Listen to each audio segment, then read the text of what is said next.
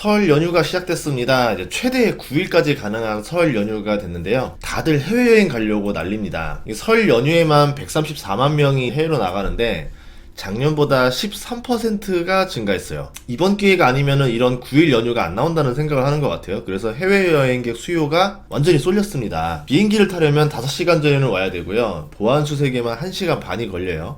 인천공항을 찾는 인원만 200만 명이 넘을 정도로 지금 공항 주차장부터 모든 게 마비입니다. 그래서 저는 이번에 해외여행을 가지 않습니다. 너무 붐벼가지고 면세점 매출이 줄었다라는 뉴스도 있거든요. 그래도 비행기만 타면 사람들은 이제 한국보다 더 저렴한 가격으로 좋은 호텔, 음식, 관광을 할 수 있기 때문에 해외여행 계획이 해마다 늘어날 거예요. 우리나라에서 5성급 호텔 즐기려면은 스탠다드 룸으로 해도 50만원 넘어갑니다. 수영장이 딸려있는 이런 호텔을 머물려면은 100만원이 아니라 그 이상 줘야 되겠죠? 근데 외국 가면은 40만원 정도만 돼도 3베이에다 풀빌라에다가 제가 예전에 경험해 보니까 조식까지 해서 40 몇만 원의 결제가 되더라고요. 예약을 일찍 하면 일찍 할수록 성수기 가격이어도 비수기 가격에 점점 가까워지거든요. 그런 점들 때문에 사람들이 해외로 나가는 게 더 싼 거죠. 특히 비행기 가격 같은 경우는 좀 비싼데 해외로 나가면은 호텔비라던가 음식 가격이 저렴해지니까 해외에서 오래 있을수록 이 가성비가 점점 좋아집니다. 예를 들어서 한 4일 여행이다 그러면 딜레마에 빠져요. 비행기 값이나 이런 거 저런 거 생각하면 가는 날 하루, 들어오는 날 하루 날리고 나면 실질적으로 여행하는 일수 대비 비행기 생각하면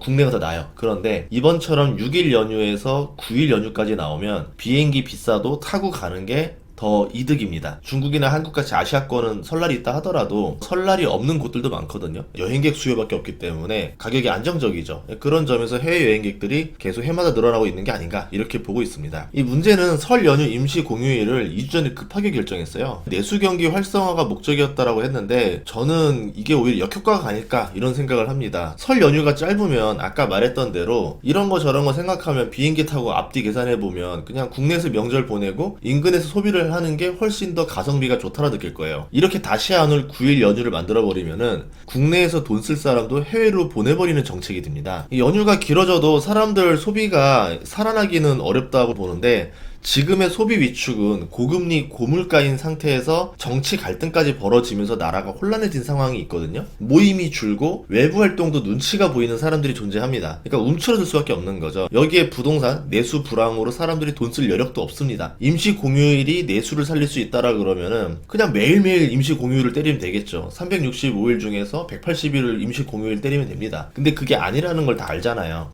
대통령이 바뀌는 첫 해예요. 당연히 그 첫 해에 주도주가 나올 거라 보고 있고 계속 새로운 시대가 열릴 때마다 새로운 투자 방법을 요구하더라고요. 여러분이 이 기회를 놓치지 않았으면 좋겠다라는 마음으로 만들었습니다. 2025년 같이 부자 됩시다.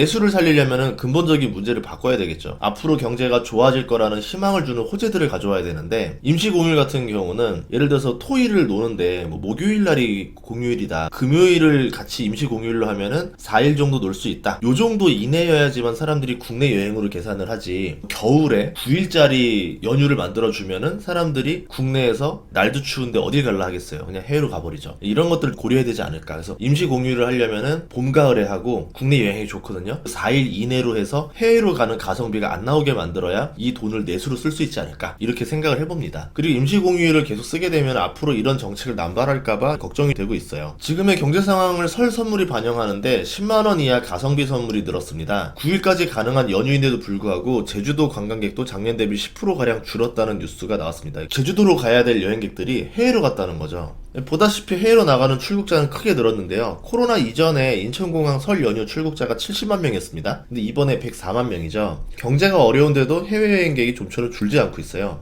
한국에서 해외여행하는 사람들이 매년 증가하고 있습니다. 고금리 고물가가 있기 전부터 그랬고요. 코로나로 줄었던 여행객이 다시 급증하면서 과거 수준을 넘었죠. 그러면 앞으로 해외여행객이 더 늘어날 거냐 줄어들 거냐? 저는 더 늘어난다 봐요. 지금은 정말 안 좋은 상황인데도 이 정도라는 거는 상황이 더 좋아졌을 때 더 많이 여행을 가겠죠. 사람들은 기회만 된다면은 국내 여행보다는 해외여행이 더 나은 선택이라 보는 거고, 이 여행이라는 거는 여러 가지 의미를 담고 있어요. 부모님 생일 선물일 수도 있고, 결혼 선물일 수도 있고, 결혼 기념일일 수도 있고, 요새는 아기를 가지면 태교 여행이라 해서 여기도 가잖아요. 그것도 있고, 자녀들 교육을 위해서 견문을 넓혀준다고 여러 군데를 또 다니기도 합니다. 국내 같은 경우는 물가가 계속 올라가면서 가성비가 나빠지기 시작했죠. 국내에서 웬만한 여행지들 호텔 가격도 절대 저렴하지 않아요. 그렇기 때문에 해외 호텔 가격이 점점 가성비가 좋아지기 시작합니다. 둘 다 가격이 올랐는데 국내 가격이 너무 많이 오르니까 해외 가격이 상대적으로 저렴해 보이는 거죠. 그런 점에서 해외여행이 점점 늘어날 수밖에 없는 조건이다 라고 말씀드리고 싶고요. 실제로 코로나 이전보다 지금 항공권이 훨씬 더 비싸졌습니다.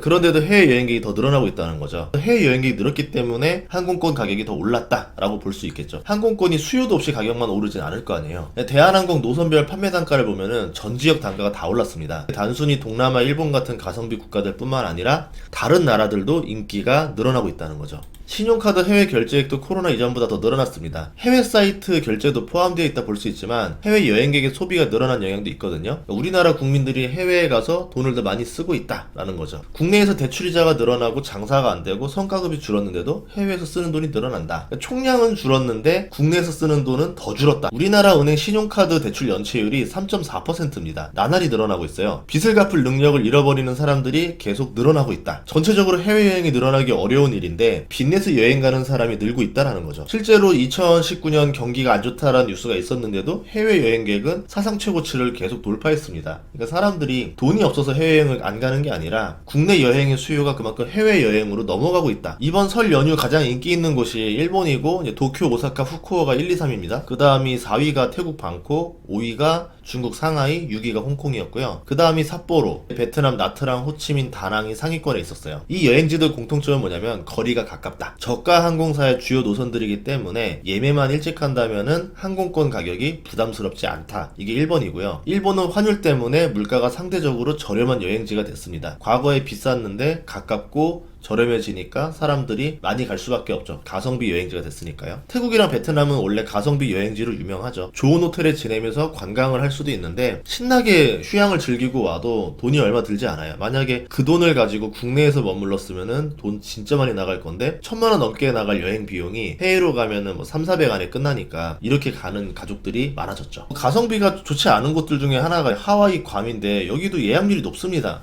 9일 연휴가 아니면은 이런 곳은 다녀오기 힘들죠. 이건 돈이 문제가 아니라 이런 날이 별로 없으니까 이번 기회를 맞이해서 가려고 합니다.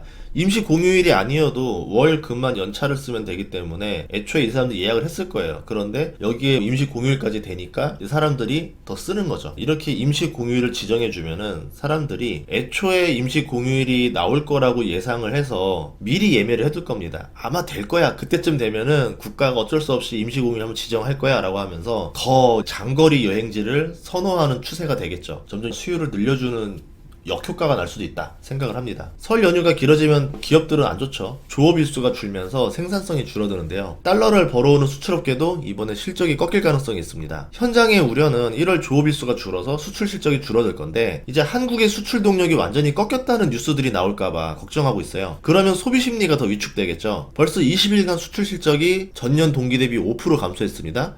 그런데 이번에 연휴까지 끼어있으니까 더 꺾이겠죠. 15개월 연속 성장하던 수출액이 이번에 역성장할 거로 보고 있어요. 내수시장은 수출보다 더 참혹합니다. 설 대목에 매출이 집중적으로 일어나는데 이번에 해외로 소비력이 있는 사람들이 나가면은 국내의 소비가 줄어들 수밖에 없죠. 설 연휴 소비 진작을 위해서 민생지원금을 주는 지자체도 생겨났는데요. 지원금을 지급할 수 있는 지자체랑 아닌 지자체 때문에 주민들이 불만이 쏟아지고 있어요. 왜 우리 지자체는 뭐하냐, 옆 동네는 주는데 우리도 줘라, 이렇게 항의를 하는 거죠. 이런 일이 반복되면은 돈이 없어도 주민들 눈치 보여서 지원금을 줘야 됩니다. 한 번, 두 번 하다 보면은 정기적으로 지원금을 주지 않으면은 주민들이 더 항의가 커지겠죠. 그러니까 지자체들 재정이 안 좋은데 줄 수 있는 여력이 안 되는데 지원금을 이렇게 주게 되면은 다른 곳에서 구멍이 생기게 돼요. 안 주면 되지 않냐고 하는데 지자체는 선거를 통해서 지자체장을 뽑습니다. 그럼 지자체장이 다음 선거 눈치가 보여서라도 계속 지원금을 뿌리게 되겠죠. 그럼 적자 재정을 해야 되던가 아니면은 일자리를 늘리거나 기업이 올 수 있는 인프라를 구축해야 되는데 장기적인 지역의 성장을 기대할 수 있는 예산은 투하를 하지 못하고 단기적으로 인기를 끌 수 있는 지원금만 뿌리게 되는 거죠. 앞으로 그렇게 되면은 이 지역의 경쟁력은 점점 약해질 수밖에 없습니다. 개인들은 모르겠지만 국가적으로 봤을 때 설 연휴 임시 공휴일은 득보다 실이 더 커 보이는데, 문제는 앞으로 이 추세가 바뀔 것 같아 보이지가 않는다. 앞으로 임시 공휴일이 더 많이 남발될 가능성이 존재한다. 그리고 해외여행은 불경기라고 해서 줄어들지 않는다. 왜냐하면 지금 고금리 고환율 불경기라는 삼중고에도 코로나 이전보다 해외여행객이 더 많이 늘어났다. 그리고 더 먼 거리도 사람들이 많이 늘어나고 있다. 그런 점에서 저금리 저환율 경기 회복세까지 오면은 더 많이 가겠죠. 그러니까 애초에 여행이라는 수요는 사람의 본능을 불러일으킵니다. 여행을 저도 예전에 진짜 많이 가봐서 여행을 다니면서 많은 사람들 만나봤을 거 아니에요. 왜 여행을 오니? 왜 여기 왔어? 라고 지금 있는 현실에 대해서 사람들이 불만을 느껴요. 해방구 탈출구를 느끼죠. 경기가 좀 좋거나 주식이 잘 되거나 코인이 잘 될 때는 사람들이 파이어족에 대한 꿈을 누립니다. 근데 그렇지 못할 때가 있잖아요. 지금같이 파이어족은커녕 지금 나의 삶도 팍팍하고 희망이 보이지 않을 때는 해외여행이 사람의 그 마음을 싱숭생숭하게 해줘요. 설레게 해줘요. 일종의 탈출구가 되는 거죠. 그래서 해외여행 며칠 해보면 이런 마음 느낍니다. 이런 데서 평생 여행만 하면서 살면 얼마나 좋을까. 여행을 갔다가 다시 국내로 복귀해서 일자리로 돌아오면은 답답해지는 거죠. 그래서 또 뭐합니까? 오자마자 다시 또 다음 휴가 때 어디 가지? 이러면서 발권을 또 누르죠. 이 발권 누르고 나니까 몇 달 동안 여행 갈 생각에 설레어가지고 또 힘든 현실을 견뎌냅니다. 그러니까 미래를 꿈꾸는 게 아니라 이번에 여행 가는 걸 통해서 단기적인 어떤 희망을 바라는 거죠. 그러니까 어떻게 보면 점점 나라의 경제가 서서히 희망이 꺼져가고 있는 현실을 반영하는 게 해외여행 증가와도 연결이 있다. 이런 점에서 조금 좀 가슴 아픈 내용인 것 같아요. 이런 걸 봤을 때는 뭐 저가항공사 주식들도 매력적일 수 있다라고 봐요. 지금 PER이 2배에서 5배 수준으로 굉장히 저렴하거든요. 대한항공이라던가 이런 주식들도 있을 거고, 항공 관련 여러 업종들이 있으니까 여러분들이 투자의 아이디어로 삼아도 좋을 것 같습니다. 다음 시간에도 좋은 정보로 찾아뵙겠습니다. 구독과 좋아요, 알림 설정 부탁드리고요. 설 연휴 고향 잘 다녀오시길 바라겠습니다. 저는 현충원에 저희 할아버지 묘소가 있어서 이번에 가지 않고 조용히 가족들과 보내도록 하겠습니다. 다음 시간에 뵙겠습니다. 고맙습니다.